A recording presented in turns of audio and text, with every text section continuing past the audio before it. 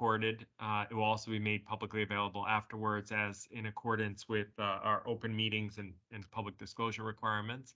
It's now 11:31 on November 14th, and I'll call this special meeting of the PCA Workforce Council to order. And our first item,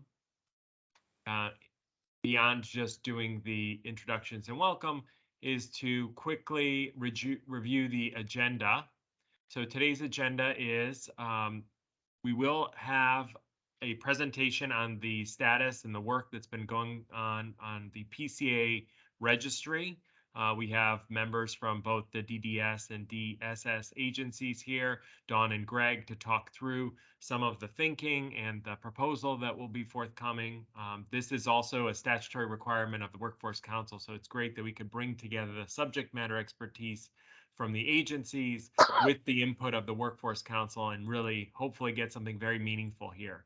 We've heard from the council members that having a registry is an important way to find help, to find backup support in a time of need.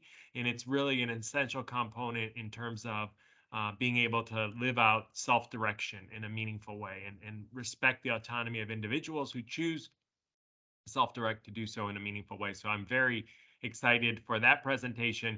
We have also made opportunity available for public comment. That's a third item for agenda today, and then we'll take a motion to adjourn. So with that, I will turn it over to Greg. Do you want to get us started?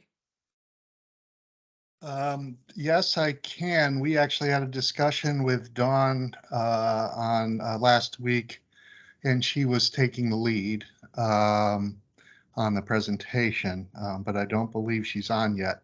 So I'm not sure how she was intending on structuring the conversation, but we will. And Beth Laura Miller is also on the call. Has been actively involved in the work we've been doing. So probably until Dawn comes on, the two of us will work through where we're at. We are in the process of writing an RFP for an employment network. And you'll excuse us with the language differences, but the registry is what we're calling an employment network, and in part to avoid some confusion on the DDS side between the DDS registry, where folks who have been involved in substantiated abuse and neglect are put on a registry list in order to determine whether they can work. So that's the DDS registry. So we're working through some of that language difference as we move forward. But we are, Beth Laura and I, with Beth Laura as the primary author, have been working on the RFP, have developed some language around what we're looking for from an employment network. We do have to be a little bit careful on discussing specific language in an RFP because RFPs are somewhat of a sealed process, so we have to be a little bit careful with that. But we have used the feedback that the council and gathered in 2017, working with Mintz and Holtz, about what various stakeholders are looking for in a RFP. Included in that were representatives of 1199, individuals supported by both DSS and DDS, and families, as well as staff and I believe members of state agencies across the board who are involved. So we've gathered that input and then referred to that in developing what we're looking for. Things have changed a little since 2017, especially when it involves technology and what capabilities a company might have.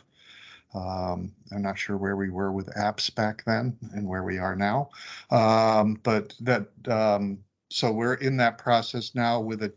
We're hoping to finish up the RFP and have it ready to be posted somewhere around the new year.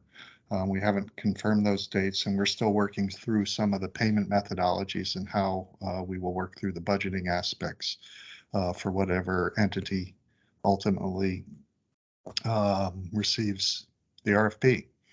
So, Bethora, I don't know if you have anything to add to that.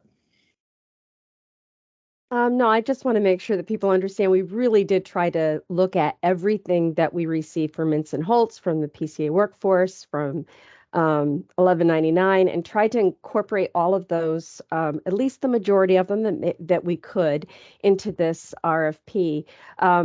Greg's right in looking and talking about a lot has changed in the sense of what we do with technology.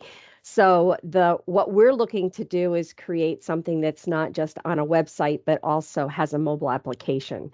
So that is one of the areas that the staffing had looked for in how to make those matches. So I think we've really tried to incorporate a lot of what was um, what people were looking for when the original information was gathered in 2017.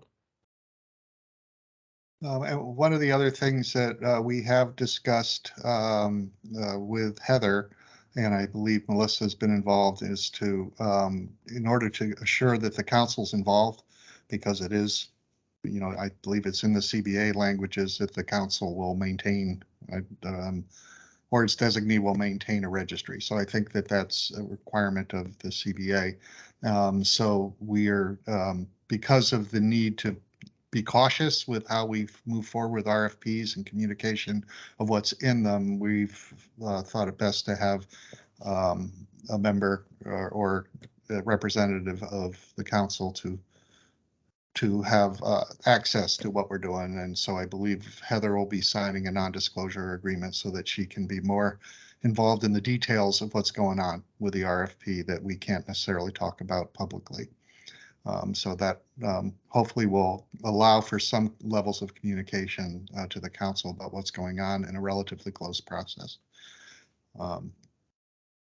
So that's pretty much where we're at. I'm not sure, we don't have a formal presentation at this point, unless Dawn, who just came on, had something prepared, but because we can have, like I said, be careful about what we're talking about, but that's where we are with status. What we ultimately want is a good tool for people to find staff and for people to get jobs, and have that match work well for people, and to have an element of emergency backup included in the plan, so that folks may be able to find staff on shorter notice than they're used to. And also, in terms of history, if folks don't know, DDS currently does have an employment network. It's rewarding work. We have just completed an RFP process to get them in place because they were in place before their contract was ending and we had to reissue an RFP. They're starting up,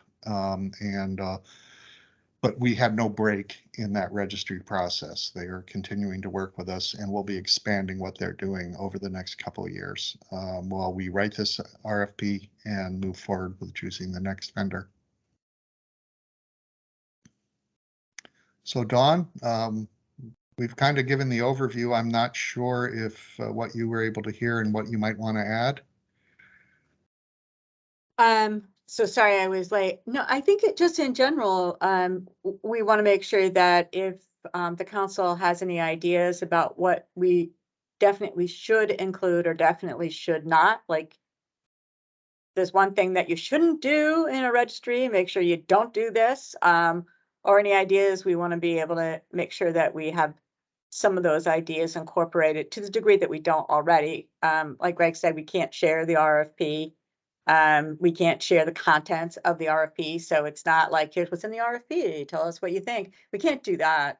But if you do have some ideas about things that would be super helpful, this would be a good time to let us know.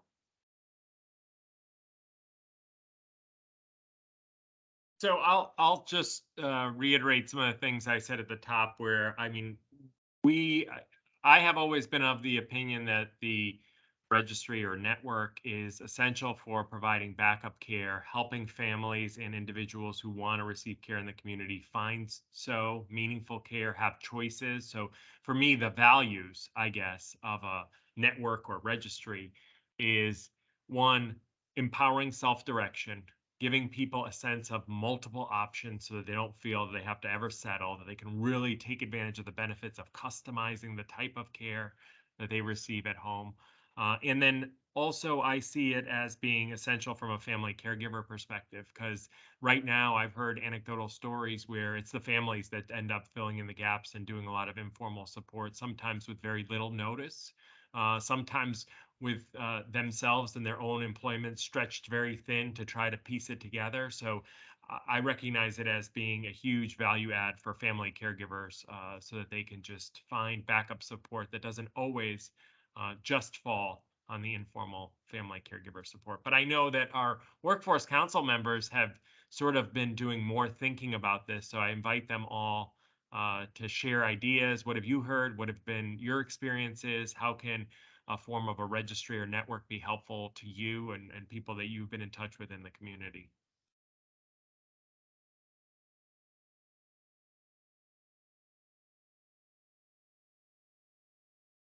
Denise has her hand raised, Claudia. Yep, Denise, why don't you go ahead, get us started. All right, I'll get it started. So, Claudio mentioned about, customizing the type of care.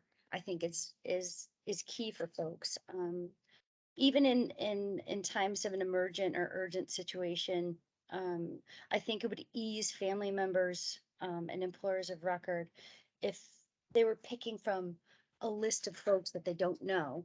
If there's some kind of an option or filtering on this app, to leave some kind of a recommendation or feedback from employers of record who have worked with these employees, so that they have a sense of who they are, not just their resumes or work experience, but practical experience and some kind of, I know when I'm on TripAdvisory, I look at the reviews and I take them, to heart. So maybe kind of offering that kind of like an option for employers of record. Also, and I'm sure you guys have thought through this whole thing in terms of lumping supports in some kind of geographic location, so that when people are filtering, employers of record are able to get people within that driving area. Some other things to consider is the dual supports from DDS and DSS, and ensuring that the qualifications for both are addressed in some capacity. Because if an employer of records in one of those, urgent frenzies to try to find someone, to make sure that they're looking at a list that's relevant and that they're able to hire in terms of that kind of support that they need. Again, back to that customized type of support. I'm sure I have a million other things, but I'll let other people go, Claudia. I'll pipe back in after. Thanks, that's really helpful. Adam, Peg, Eileen, I know you're not bashful, so jump right in here. I do have a question. If this is going to serve as an emergency backup to some degree, this registry, will the individuals that are in that component be pre-approved by the fiscal intermediary? Because otherwise it's not an emergency. Pre-validate it, they'd have to, so, but under the PHE, we did a 2-hour enrollment process. But having said that, Eileen, that's key, because we have tried to set up emergency backups before. And the bottom line is that for the FI to do it, the PCA has to be on the plan, connected to the employer, right? That piece has to be there. So if we can't do that, then they wouldn't be able to hire somebody. So that's what we are thinking about. But Beth and Greg, so they would have to be pre-vetted. Beth and Greg. Yeah, the pre-vetting, we have to be careful with as we consider this in terms of they will be cleared to work, I think, and that, Eileen, was what you're asking. There's a process. Obviously, you have to go through criminal background checks. You have to go through a number of different things. And those folks would need to have had that happen in order to be available in an emergency. So that's one of, I think that's key at one of the things we're looking for. They won't necessarily be recommended. We have to be careful with that. Because we could recommend somebody who turns out not to be so good. But with the, we have to kind of work through that balance. But the idea is that if there's going to be emergency backup, those emergency backup are available to work in an emergency. So that's going to be one of the things we'll be looking on how to structure. Something that just on the topic of criminal background checks, it would be, I think many people would benefit from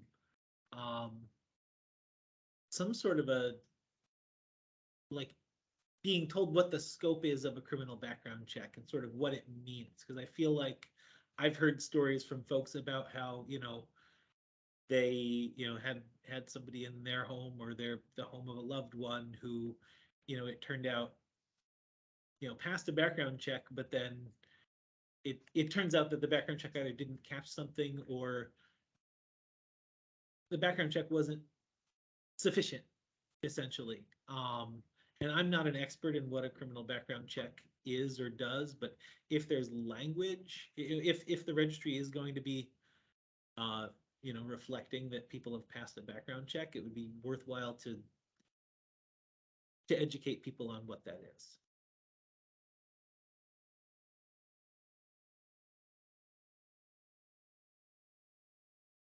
Adam, that's an excellent point, and I just know that there's been a task force created to look apart from what the workforce does, but in a sort of adjacent sector, which is the homemaker companion agencies. And one of the issues was just understanding what was checked, was there a lapse, what understanding, even getting the right legal name to be able to do that. So there were some real issues that surfaced there that I thought you gave good voice to just there. So thank you for bringing that up.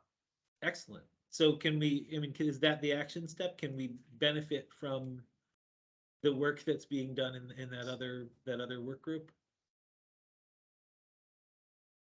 Well, they had a public hearing and they brought up those things. I'm not sure yet what their recommendations will be. So they're appointees of mostly the legislature. I think there are a few executive branch appointees there, but I'm not sure what will flow from in terms of recommendations. But I thought it was interesting that what we heard organically from the community was exactly what you said, which is more explanation, being very forthright and doing some proactive outreach on what it means to do a background check. What are the rights of the consumer to choose to accept in certain cases, and which are sort of the non-negotiables that will prohibit you from being able to move forward. So I think something like that, an education component or a disclosure and transparency in the registry would be well taken. We should consider doing that. Perfect, thank you. Yeah, Adam, to your point, I think that, and I wrote down, there are different background checks. That's the short answer. And and the question is, which one does the department pay for? And does DDS pay for the same one? And I don't actually know the answer to that. We don't do a national background check, right? So if something happened in Minnesota, we don't ping nationally. But I think just making sure that people know what background check are we talking about, what's in scope, what's not in scope, so that they then make an informed choice. And you already know this is very different than homemaker companion, where there the model is that someone's being sent to my house by the agency and the department's paying for that. This is different. I'm hiring somebody and it's my job to know and accept the risk. But to your point, if I don't know, and because you didn't tell me what exactly is included or not included, then how would I know? So I think we probably could include that information so that people know what state of Connecticut, is the state of Connecticut, is it just your town? So we can I think we can do that. I think that's a really good point. Yeah, and in this case, I think something like a disclosure is I think in my view that helps maximize people's self-determination, right? Because so you might decide that somebody who had stolen a car at 15 but is now 25, and you might decide, I'm willing to hire this person, I know them or whatever. It's you can decide for yourself, but you know, having people be aware of what they can know and can't know is essentially my concern. I'll stop now.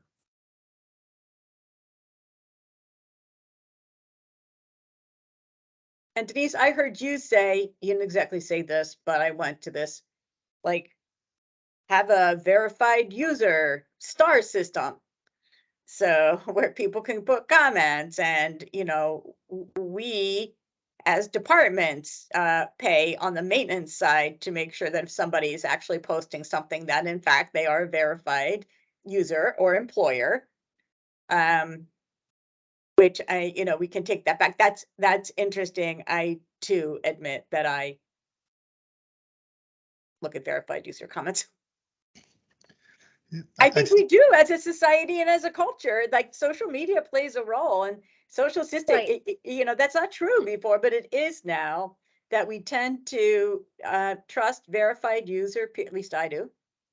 So, and I know there's concern around that, in terms of, you know, recommending or vetting people's experience and putting it out there. However, it's not a state backing. It's not a state agency or state program backing. It's employers of record who've had that experience with that particular worker.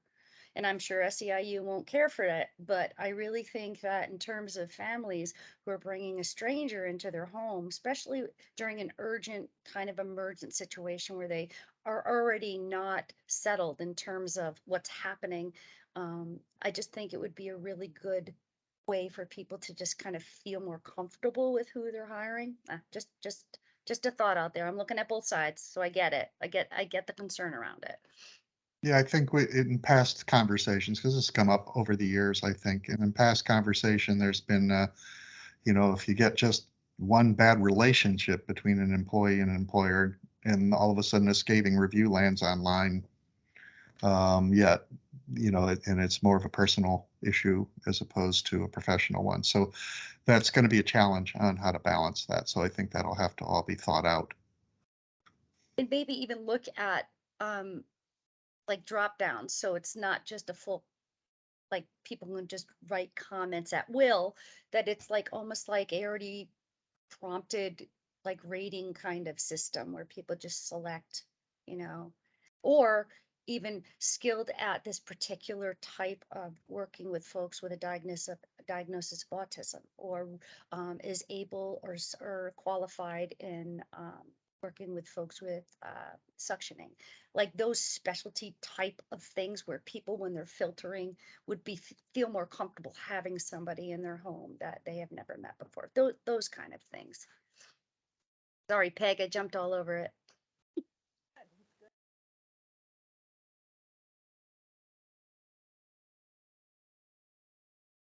Peg, I we're think not you're able to muted, hear you. Peggy.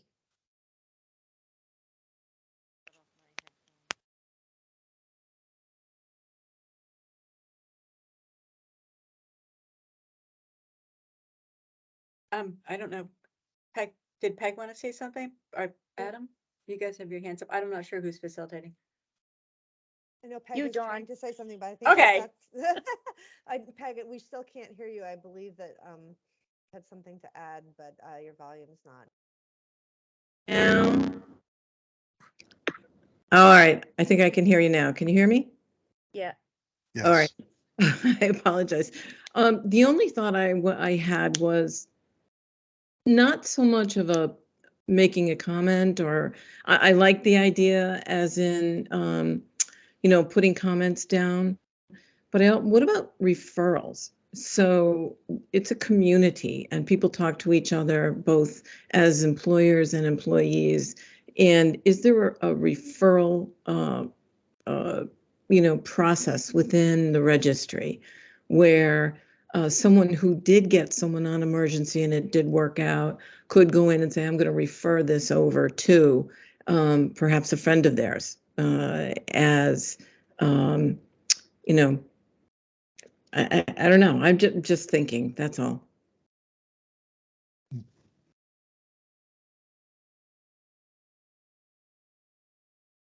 It's an interesting idea. I don't think that's one we've looked at that angle as yet. That's definitely an interesting thought. Well, it's a community and people talk, and a lot of times you'll go in and you'll send someone, whatever social media network you're on, you'll send it to another person and say, here's what I was talking about. So if you could do that with an individual who's in the registry and say, this is the person who worked with me, it worked out great, and you don't have to put comments. You could just, send it and refer it over. It's just an idea, just a thought. So, I want to follow up, Peg. So you're thinking like what Denise was saying in regards to maybe a drop down with that referral process. So there's not really a comment necessarily, but that the employer of record is recommending or would refer the people that they liked in some capacity. I'm almost thinking that you could send it.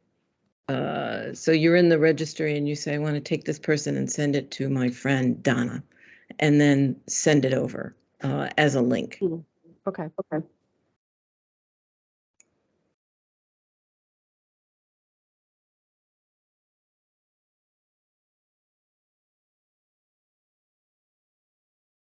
All right, Adam, I'm gonna call on you. Yeah, just, and I don't know how far we're going down the road of sort of giving ratings or recommendations or whatever we want to call them. And I understand as a lawyer wanting to shy away from the term recommendation. But if this is something we're exploring, I'm wondering whether it might be worthwhile. So two things. First of all, I like the idea of giving some recommendations for instance, this person has done well working with a person with autism or a language disability or something like that. But I would be concerned about asking people, consumer employers, to disclose their diagnoses out of that. So I'm wondering if there might not be a way for a verified consumer employer to be able to give a rating without putting their own identity out there attached to a diagnosis or a disability. But then the other thought that I have is,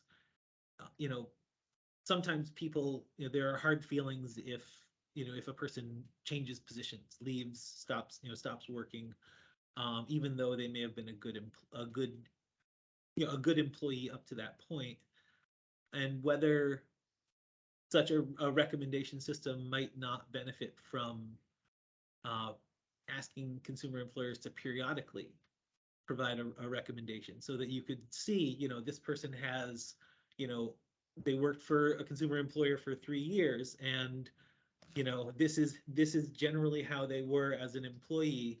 And then, if at the end you say, well, I'm annoyed because they left, or we left on bad terms or whatever, that doesn't, detonate the value of that recommendation or that rating or whatever we're calling it. So those are my two ideas.